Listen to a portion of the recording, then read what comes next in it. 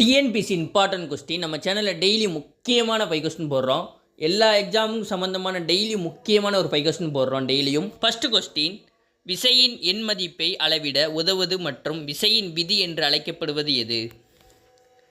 Option B, Newton இரண்டாம் விதி. Newton மூன்றாம் விதி எதுக்கு பயன்படும்னா, ராக்கெட் விண்வெளியில் செலுத்துறதுக்கு நியூட்டன் மூன்றாம் விதி பயன்படும். செகண்ட் கொஸ்டின், வழிபாட்டு தலங்கள் சட்டம் எந்த ஆண்டு இயற்றப்பட்டது? Option C, 1991.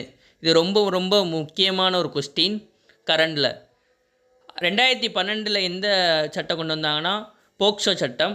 1986 என்ன கொண்டு வந்தாங்கன்னா சுற்றுச்சூழல் சட்டம். 1980 என்ன கொண்டு வந்தாங்கன்னா காடுகள் பாதுகாப்பு சட்டம். தேர்டு கொஸ்டின், மாநிலங்களவை உறுப்பினராக எத்தனை வயது பூர்த்தி அடைந்தவராக இருக்க வேண்டும்? ஆப்ஷன் பி, 30 வயது. 25 வயது எதுக்கு வரணும்னா மக்களவை. 21 வயது எதுக்கு வரணும்னா உள்ளாட்சி தேர்தல்.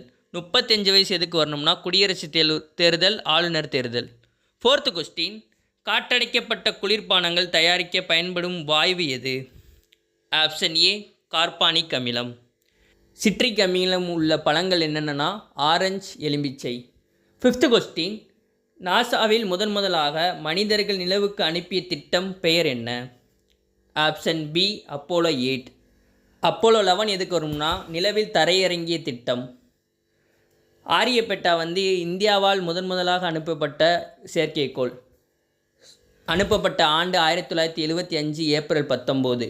உலகிலே முதலாக அனுப்பப்பட்ட செயற்கைக்கோள் ஸ்புட்னிக்.